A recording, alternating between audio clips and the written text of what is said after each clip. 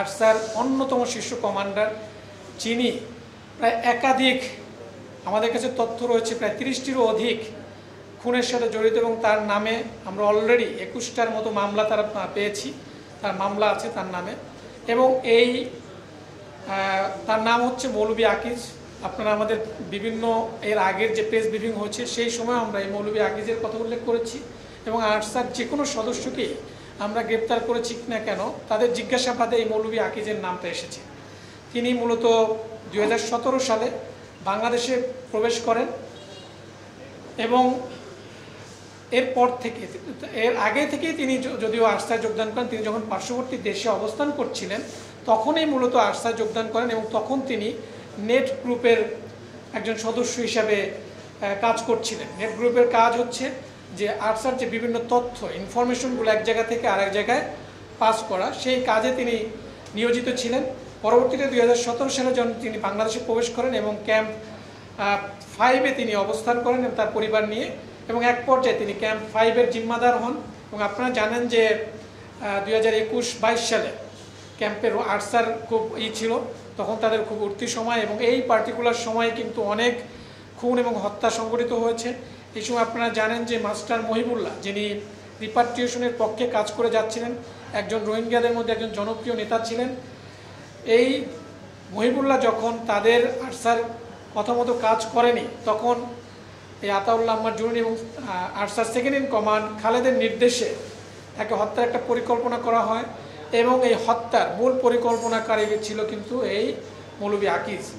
এই আকিজের নির্দেশেই তার দলবল নিয়ে এই মহিবুল্লাহকে হত্যা করা হয়। এবং এছাড়াও 21শে অক্টোবর 2021 সালের যে 7 মার্ডার, আলোচিত যে 7 মার্ডার হয়েছিল, এখানে আপনারা জানেন যে আরেকটি গ্রুপ বিদ্যমান রয়েছে রোহিঙ্গা ক্যাম্পে, ইসলামিক মাহাজ নামে একটি গ্রুপ। সেই ইসলামিক মাহাজকেও তারা বলেছিল যে আরসার সাথে যোগ দেওয়ার জন্য, আরসার মতে চলার জন্য।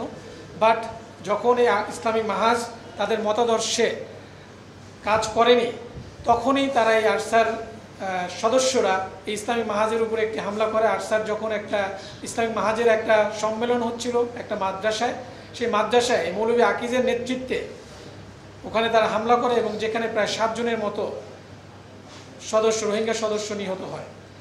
এছাড়াও তিনি অনেক হত্যাকাণ্ডের সাথে সাবমাজি বিভিন্ন ক্যাম্পের সাবমাজি, বিভিন্ন রোহিঙ্গা নেতা নেতৃবৃন্দ যারাই আরসার তাদের মতাদর্শে আসেনি বা তাদের কথা অনুযায়ী চলেনি, তাদেরকে হত্যা করেছে। তো এরকম আমরা প্রায় তার বিরুদ্ধে 21টি মামলা অলরেডি আমরা তার নামে পেয়েছি।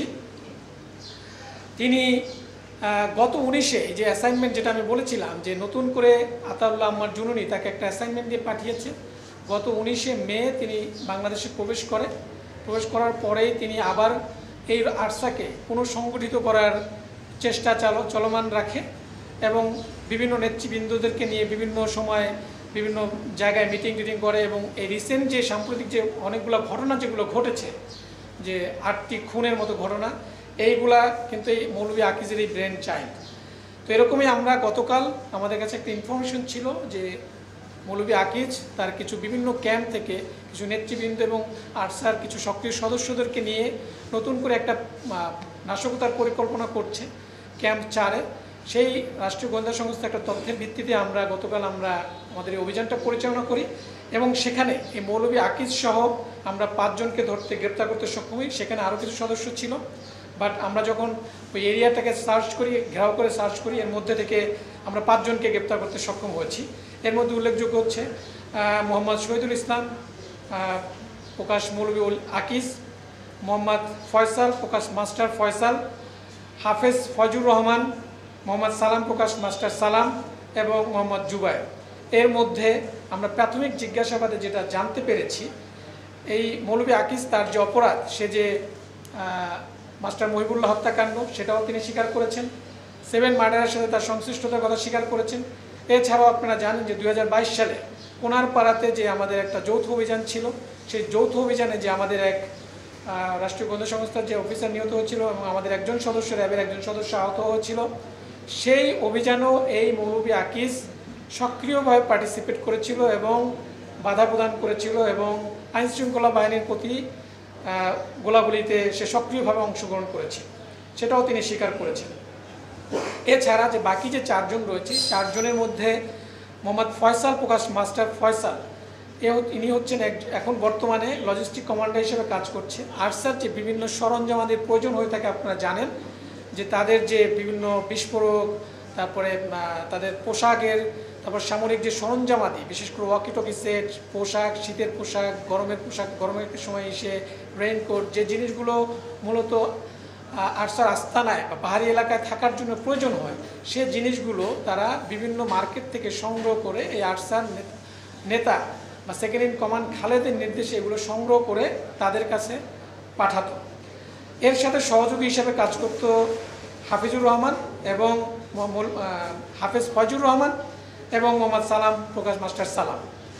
এবং আরেকজন যে আমরা যাকে ধরতে সক্ষম হয়েছি, মোহাম্মদ জুবায়ের, যিনি মূলত একজন গান গ্রুপের একজন সক্রিয় সদস্য, যিনি আপনারা জানেন যে আরসার এখন অন্যতম একজন গান গ্রুপ কমান্ডার হচ্ছে আবদুল্লাহ। সেই আবদুল্লাহর সাথে সক্রিয়ভাবে পার্টিসিপেট করে এবং বিভিন্ন হত্যাকাণ্ডের সাথে সে সংশ্লিষ্ট হয়ে থাকে। তো আমরা এই 5 জনকে গতকাল আপনারা জানেন যে 3টি আগ্নেয়াস্ত্র সহকারে এবং কিছু আমরা বিস্ফোরক, প্রায় 2 কেজির মতো বিস্ফোরকও তাদের কাছে পাই তাদের গ্রেপ্তার করার পরে ওই জায়গায় তল্লাশি করে, এবং কিছু অ্যামুনিশন সহকারে তাদেরকে আমরা গ্রেপ্তার করতে সক্ষম হই এবং তাদের বিরুদ্ধে পরবর্তীতে যে আইনানুগ ব্যবস্থা সেটা প্রক্রিয়াধীন রয়েছে। আমরা